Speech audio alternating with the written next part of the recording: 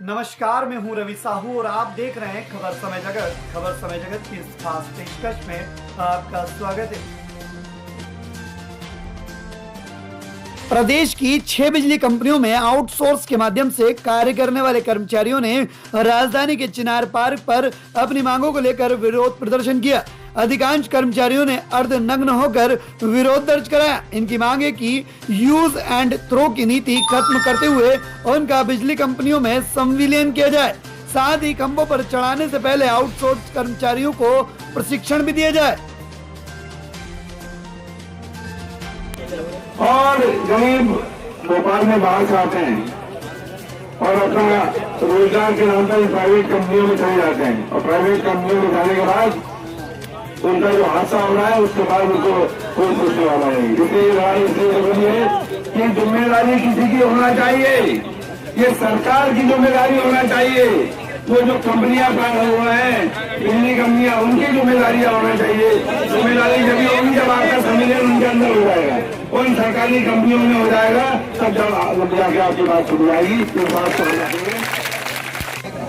नमस्कार, मैं हूं रवि साहू और इस वक्त हम आए हैं यहाँ पर आउटसोर्सिंग बिजली कर्मचारियों के पास, जो अपनी विभिन्न मांगों को लेकर यहाँ पर धरना आंदोलन और प्रदर्शन के लिए यहाँ पर चिनार पार्क में आए हुए हैं। हम जानेंगे इनके नेता से कि किस तरह की मांगे इनकी हैं और क्या आंदोलन आज यहाँ पर कर रहे हैं। प्रदेश में प्रलयंकारी स्थिति विद्यमान है। ये झुलसती हुई तस्वीरें इस बात को दर्शा रही हैं कि हमारे मध्य प्रदेश में सैकड़ों आउटसोर्स कर्मचारियों को नियम विरुद्ध खंबे पर चढ़ाया जा रहा है, जबकि आउटसोर्स कर्मचारियों को खंबे पर चढ़ाने का कोई नियम, कोई विधान, कोई कानून नहीं है। इसके बावजूद भी उनको भय दिखाकर, डर दिखाकर अधिकारियों द्वारा, इंजीनियरों द्वारा, मैदानी अधिकारियों द्वारा खंबे पर यह कहकर चढ़ा दिया जाता है कि अगर काम करना है तो खंबे पे चढ़ो, नहीं तो कल से काम पर नहीं आना। इसके कारण अप्रशिक्षित आउटसोर्स कर्मचारी, जिसको मात्र 1 दिन की ट्रेनिंग दी जाती है, 3 महीने के स्थान पर 1 महीने की ट्रेनिंग देकर ये कह दिया जाता है कि खंबे पे चढ़ो, जंपर बांधना बतलाया जाता है, लेकिन उसके पैरामीटर टेक्निकल नहीं बताए जाते। जब वो खंबे पर चढ़ के काम करने जाता है तो इसके बाद उसका अंत हो जाता है।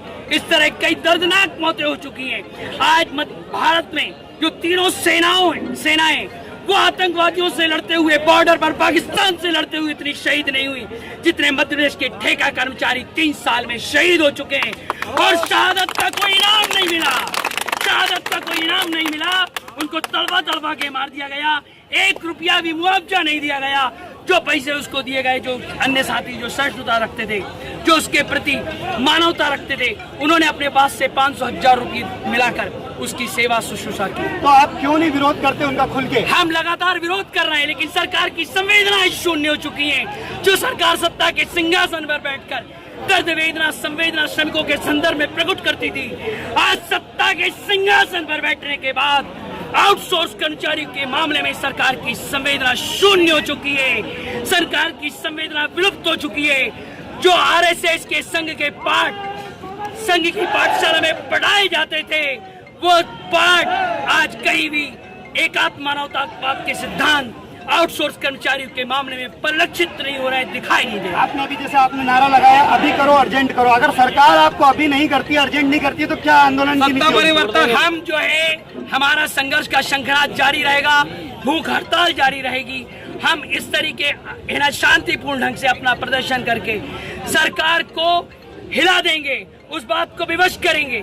हमने इस संदर्भ में श्रम आयुक्त, मानवाधिकार आयोग को, अन्य संस्थाओं को, भारत के प्रधानमंत्री को मेल करके सभी को अपनी बात रखी है। बहुत शांतिपूर्ण ढंग से, बहुत ही तार्किकता के साथ, तथ्यात्मकता के साथ वस्तुस्थिति अवगत कराते हुए भारत के श्रम कानून का, भारत की न्यायिक व्यवस्था का, भारत के संविधान का उल्लेख करते हुए मध्य प्रदेश विद्युत मंडल के अधिनियम 1956, 1965, 2003 और जो हमारे मैनुअल है, जो हमारे श्रम कानून है, उन सब का हवाला देते हुए हमने सरकार को आईना दिखाने की कोशिश की है कि इस तरह की अनदेखी नहीं होना चाहिए। क्योंकि आज जो आउटसोर्स का कर्मचारी अंतर्मुखी था, आज वो ज्वालामुखी हो चुका है।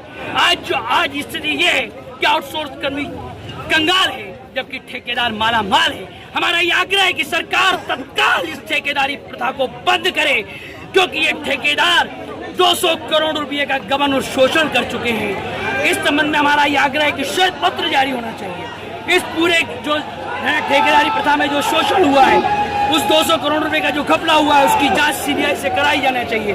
जो मौतें हुई हैं, अकाल मृत्यु हुई हैं और उनको मुआवजा नहीं मिला है, उसके संदर्भ में सरकार को विशेष आयोग गठित करके आज यहाँ इस पर तरह की जांच करना आज आप यहाँ पर अग्रनंग में दिखाई दे रहे हैं, आपके साथ के सारे ये जो मुखर अभिव्यक्ति है और जो अर्धनग्न प्रदर्शन हमारे साथी कर रहे हैं, वो इस बात का द्योतक है कि हमारा आउटसोर्स कर्मचारी मात्र 10% वेतन पे काम कर रहा है, जहां इसी काम करने के रेगुलर कर्मचारी को 60 से 80,000 मिलता है। वहीं ये दिन रात पसीना बहाने के बाद मात्र 10% वेतन 7 से 9,000 रुपए प्राप्त कर रहे हैं। सरकार को इस अंतर को भेदने को बांटने का प्रयास करना चाहिए। महाभारत में कुंती ने कहा था, मेरे पुत्र भूखे हैं, मुझे इस बात का दुख नहीं है, लेकिन जब मैं कौरवों को राशि ठाट से देखती हूँ तो मेरे अंतर्मन के हृदय में रोष की लहर दौड़ पड़ती है। सरकार को आगे आकर ये जो अंतर है, ये खाइए, इसको पाटने का प्रयत्न करना चाहिए। हमारा सरकार से आग्रह है, हमारा आग्रह है कि हमारे माननीय अटल बिहारी वाजपेयी जी ने जो श्रमिकों के संदर्भ में जो अपनी व्यवस्थाएं अपने व्याख्यानों के माध्यम से प्रदर्शित की थी, आज वो सर्वथा विलुप्त हो चुकी हैं। हमारा ये आग्रह है कि माननीय अटल जी के साहित्य को पढ़ें, उनके बयानों को पढ़ें और उस बात पर सरकार श्रमिक कानून के अंतर्गत चलने का प्रयास करें। वो मात्र केवल ढोंग और पाखंड से हटकर उसको क्रियान्वित करने की। अगर मध्य प्रदेश सरकार आपकी बात मानती है तो क्या आप उनके साथ जाएंगे? देखिए, हमारा किसी भी सत्ता से लगाव या अलगाव नहीं है, हमारा विपक्ष के साथ भी कोई गठबंधन नहीं है। हमारा सीधा ये कहना है कि हमारी जो जायज आउटसोर्स कर्मचारियों की मांग है, उनको उनके पसीने का मूल्य मिलना चाहिए। ये हमारे जो साथी विकलांग हो चुके हैं, अरे एक मिनट यार, विकलांगों के हाथ ये बताते हैं, ये दयनीय अवस्था को दर्शाते हैं कि आज हमारे आउटसोर्स कर्मचारियों को जिन हाथों से काम करते थे, उनके हाथों को छीन लिया गया, उनकी रोजी रोटी को छीन लिया गया और विवशता ये कि उनको उसका कोई भी मूल्य भी नहीं चुकाया गया। ये हमारा आग्रह है कि सरकार की संवेदना जागृत होना चाहिए, जो मर चुकी है। सरकार को इस संबंध में तत्काल आयोग बिठाना चाहिए। सुरक्षा उपकरणों को लेकर जो आज ये स्थिति है कि आज पूरे भारत में स्वच्छता अभियान, भारत में मध्य प्रदेश में स्वच्छता अभियान चल रहा है, उसकी तर्ज पे सुरक्षा अभियान, विद्युत सुरक्षा अभियान मध्य प्रदेश में चला है। तो आपने यहाँ पर देखा, ये है बिजली आउटसोर्सिंग कंपनी के वो कर्मचारी जो अपनी दुविधा और अपने दुखड़े यहाँ पर सरकार के सामने रख रहे हैं। सरकार ने इनको पूरी तरीके से लाचार और बेसहारा बना दिया है। आप देख सकते हैं यहाँ पर बिजली आउटसोर्सिंग कंपनी के एक कर्मचारी यहाँ पर खड़े हुए हैं, जिनका हाथ यहाँ पर अपने कार्य स्थल पर पूरी तरीके से जा चुके हैं और यहाँ पर सरकार के सामने अपना दुखड़ा रो रहे हैं। अब देखना ये होगा, क्या सरकार इनकी मांगे मानती है, क्या इनको नियमित कर्मचारी के तौर पर सरकार में कहीं ना कहीं अपनी एंट्री करती है, या यूं ही ये गड़बड़ झाला चलता रहेगा। कहाँ पे के निवासी हैं आप? भोपाल के। क्या हादसा हुआ था आपके साथ? खंबे पे काम करते वक्त एनएससी के अंदर। आपको पता है आपको नहीं चढ़ना था खंबे पर? चढ़ना नहीं था। फिर किसके अधिकार किसने दिया आपको वहाँ पर ऊपर? किसने आदेश दिया था चढ़ने का?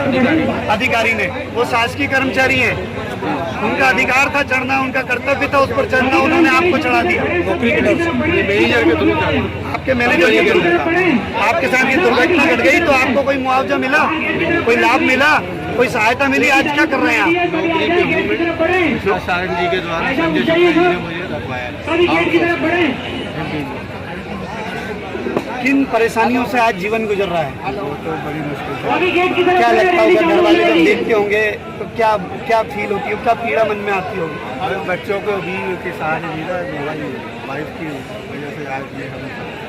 तो आप देखिए यहाँ पर कितनी विडंबना है सरकार की, जहाँ एक तरफ सरकारी कर्मचारियों को लाखों रुपए की तनख्वाह बांट रही है सरकार, तो वहीं आउटसोर्स के इन कर्मचारियों को महज 6,000 से लेकर 10,000 रुपए के बीच में तनख्वाह देती है और इनसे पूरा वो काम कराया जाता है जो शासकीय कर्मचारियों को करना होता है। आप ये बड़ी विडंबना देखिए मध्य प्रदेश सरकार की, यहाँ पर बहुत सारे कर्मचारी इस तरह से लाचार और बेबस दिखाई देंगे। आप देखिए, इनको नौकरी से तक हटा दिया गया क्योंकि ये अपंग हो चुके हैं, ये काम करने के लायक नहीं बचे। पर जब ये काम करने के लायक थे तो इनसे अनर्गल काम कराया जाता था। आज इनको किसी भी प्रकार की कोई सहायता नहीं मिल रही है। देश और दुनिया की तमाम खबरों से रूबरू रहने के लिए बने रहिए खबर समय जगत के साथ।